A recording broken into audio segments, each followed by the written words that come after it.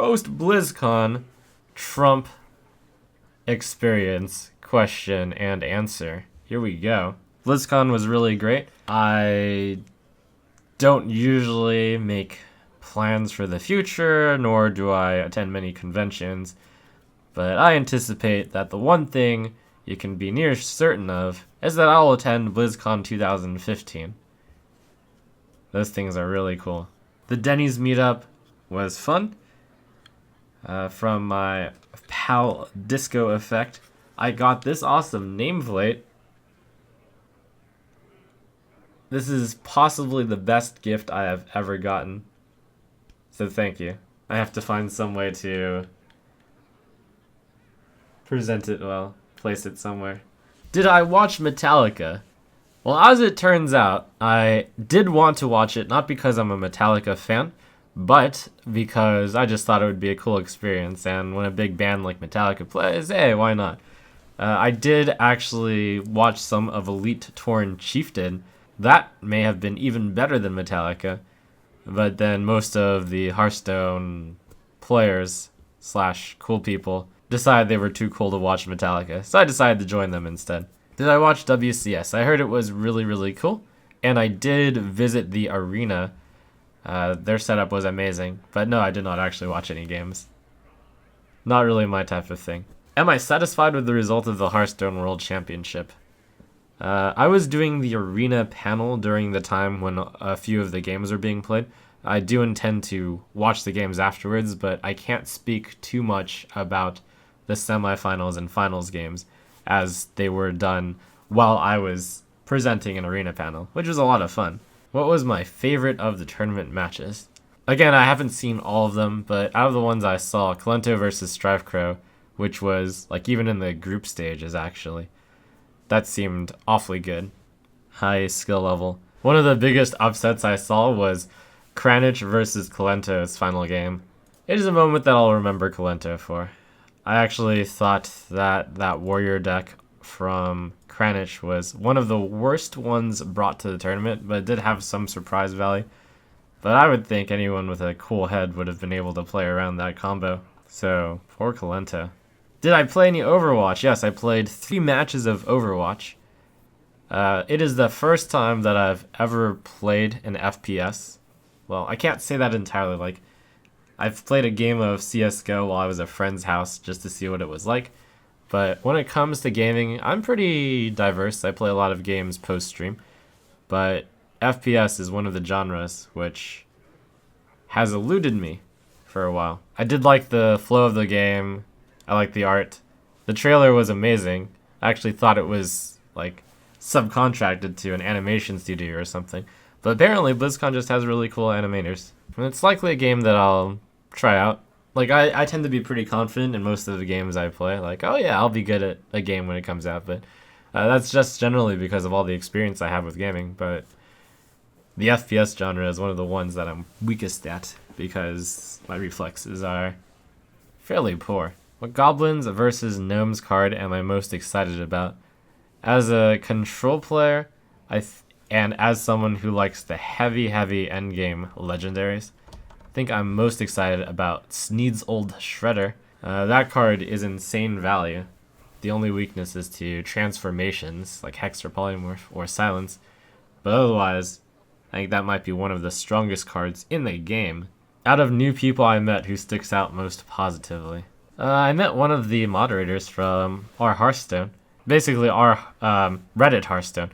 Reddit Hearthstone sent a member there to kind of be the press representative for Hearthstone Reddit, and that's like where most of the community is, I find.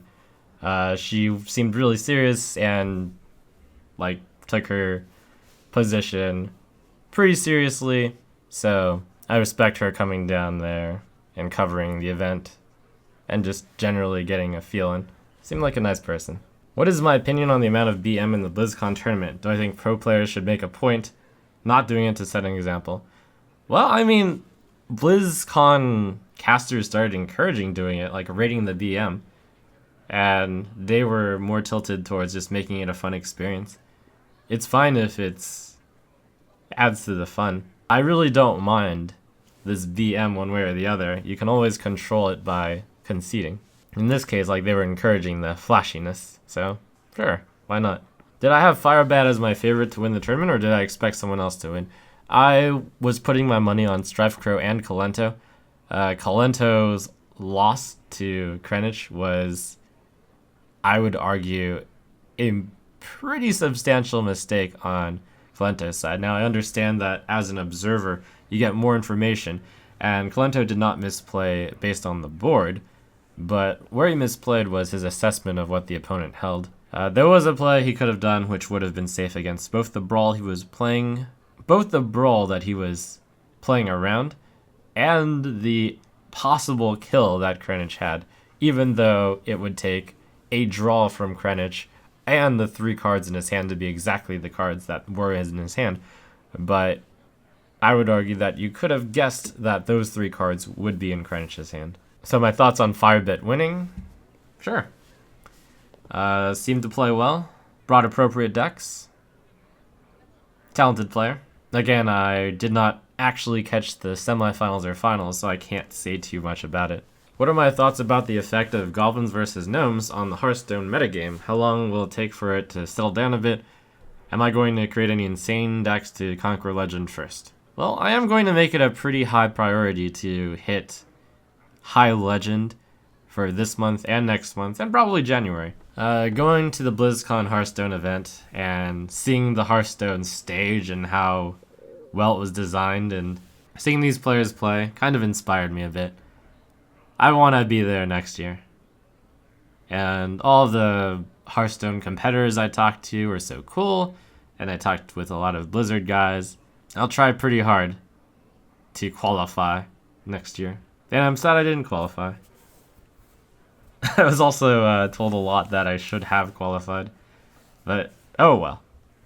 Wow. I completely missed the question, right? So, I answered the second part. So what are my thoughts about G versus G, Goblins versus Gnomes on the metagame?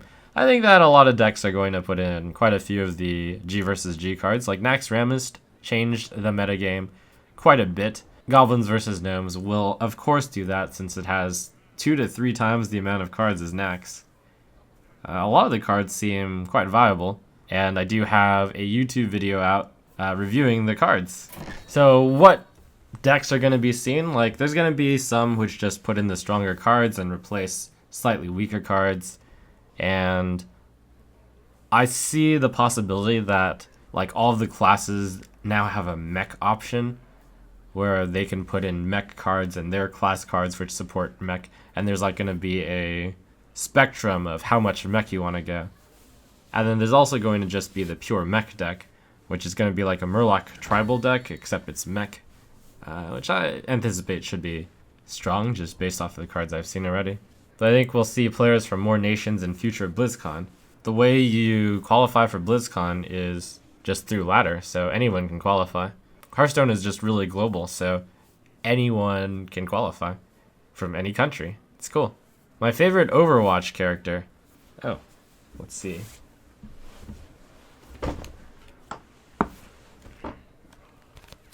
I've tended to like playing supports. So, given that I'm pretty poor at the FPS genre, maybe I'll play the support character, Angel. But no, I mean, I understand that you actually have to be good at shooting people still, and all that. From the trailer, I thought a really, really cool character was, I need to look this up, let's see, Overwatch characters. Okay, well, I mean, the character that stands out to most people is Tracer, because she was represented so well in the trailer, and she actually plays really cool. She's so fast, it's amazing, and her guns are like pew pew pew pew pew. Is Firebat more of a Hearthstone analyst than I, with all the spreadsheets and such? I've heard tales of this legendary spreadsheet. Most people have not seen mine. I've only showed it to a very, very select few people. But from what I've heard, Firebat has actually done even more than I have in terms of spreadsheet theory crafting. So I'm not surprised he won in that respect, because I think that a really big part of tournament preparation is knowing your opponents and knowing the strengths of your set of decks against the field, basically. In that respect, I respect Firebat's approach a lot. Yes, I did like the arena panel quite a bit. What would have been really fun is if we were the one to debut the cards if like people saw them there the first time, but that's a little too selfish. I really enjoy working with Hafu in terms of arena, even though it might look like arguing. We're all having fun, and something really important to know is that in order to get better at the game, you have to be able to accept counter arguments and to be able to present your own as well. And she and I play arena fairly differently. She is much more aggressive than I am, and she does have a very, very, very high win rate. So she's more than qualified to speak her position. I'm a little sad that some of the internet comments disrespect the Hafu, but believe me, she knows what she's talking about.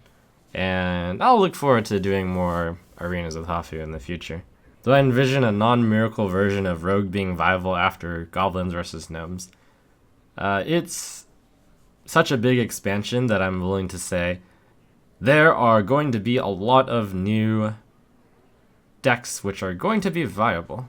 Which card do I reckon will chance the meta the most? The most game-breaking card of the new set. Oh, change the meta. Sorry. Well, no, not sorry. You typoed it. Scumbag. Well, the cards that will probably change the meta the most are the ones that introduce completely new deck types. In that respect, maybe I'll even call something like Mech Warper, which is just the 2-mana 2/3 mech, which makes mechs cost 1 less.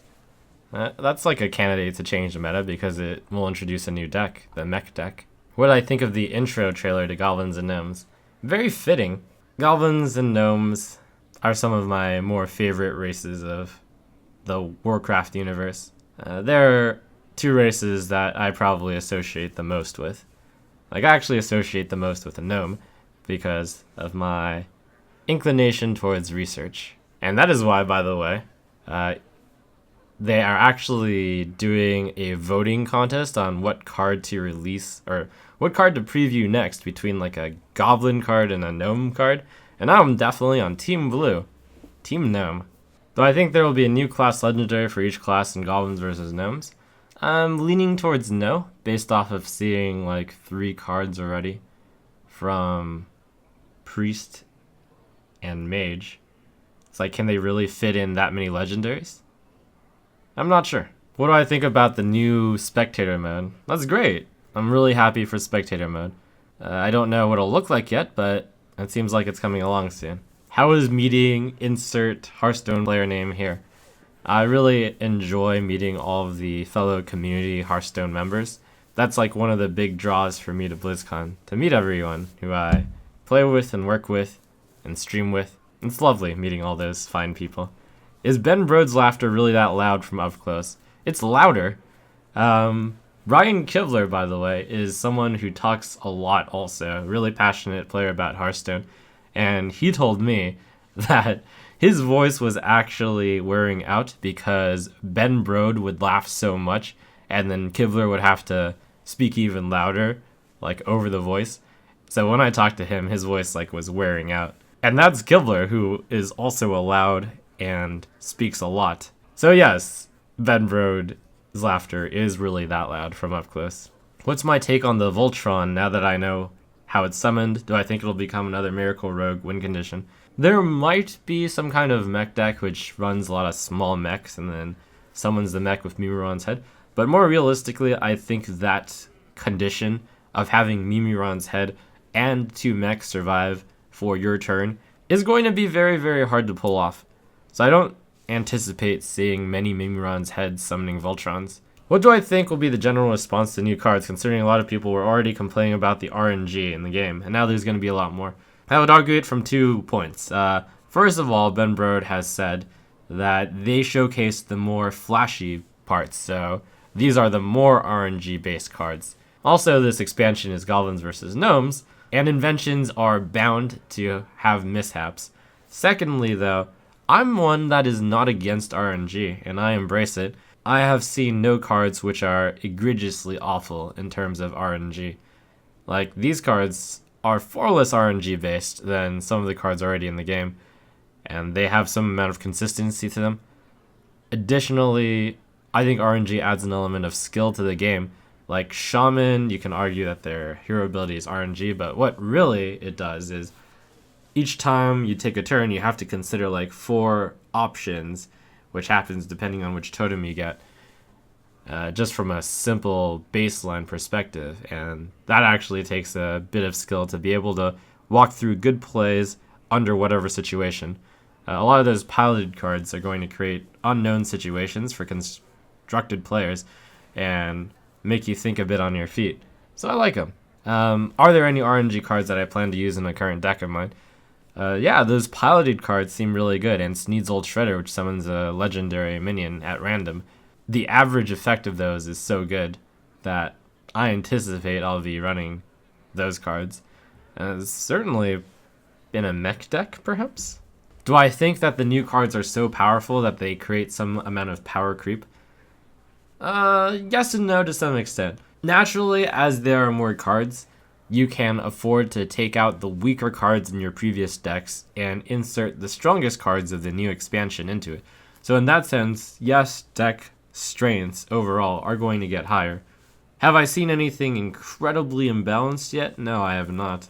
Also, something I will mention is I haven't seen anything incredibly weak. All of the cards, even the weakest cards, seem to have some interesting usage. Blingatron, for example. Just, it's a natural way that as expansions come out, there are going to be expansion cards which get replaced into old decks in order to increase the strength of the old decks. And it happens. And certainly the old cards will not be worthless, similar to how Nax cards came in and they took out some of the weaker cards in the base set. It's going to be the same way. There are still strong cards from all the sets. What are my thoughts on changing arena rewards to only Goblin versus Gnome packs? How do I think that'll affect newer players? I think that would actually impact the newer players poorly, and I did voice my concerns on that to some of the Blizzard people. You can believe me in that they are having heated debates, and it's not a decision that comes easily. Like, there are obvious pros and cons to being able to choose a pack, or to randomize the pack, or to only have Goblins versus Gnomes packs. Like, for a player like me, having only Goblins versus Gnomes packs is the best case scenario, since I already have all the old cards. But I understand that newer players, they're going to want some of the base cards as well. So it's tricky. My personal method that I would do is be able to choose your pack or have some amount of choice in them. There are some interface and elegancy issues that stem from that, but I'm sure it could be worked out. Do I know the release date of Goblins and Gnomes? No. December is the information that's publicly available. Do I think the expansion will make mages and paladins more viable on a constructed level? Competitive level, rather. Well, I will say this much. In Naxxramas, they pushed out the Dark Cultist, a 3/4 for 3, as the Priest class card, and I imagine part of that was because Priest was on the lesser side of play or win rate, or both. Blizzard has those stats, so it would not surprise me to see mages, paladins, or whatever class has a lower win rate or lower amount of playness get stronger class cards. How was meeting some of the Yogcast at BlizzCon? Is there anyone I found particularly funny? The people who I met from Yogscast are highly conversational, smooth, like, how do I put it? They're just charismatic. They know how to speak. I tend to be someone who is, I don't know how to elegantly put it, so I'm just going to say I am awkward in real life and in conversations. Everyone is tilted towards a certain inclination, and I, as a more quiet individual, appreciate the more intimate and smaller groups. There were a lot of parties at BlizzCon, and I was able to find places where I could, like, be slightly off to the side and not be right in the middle. And, like, I had some good, more personal conversations with a lot of the people I like, so I was happy for that. Still, though, these parties, like the Twitch parties, for example, like, they're run pretty well. They're just too many people for my liking. Let's see. Mike Donay introduced Hafu as one of the top 20 arena players in the world. Does that mean they have internal stats on arena win percentage? Shouldn't be a surprise to you that they would, right? They have stats on a lot of things, which is why I find it almost laughable when people think that they can do a better job than Blizzard. They've got a lot of good people on their team, and they have access to a lot of stats. So whenever people ask me, like, is this card too powerful? Should this card get a nerf? Should this card get a buff? I'm usually like, I don't have the stats that Blizzard has. Why would I be able to answer any better? Like, I can give my personal opinion, but my personal opinion just tends to be believe in stats, which I don't have, but which they do have. I went off on a tangent there. But yes, Hafu is a very, very good arena player.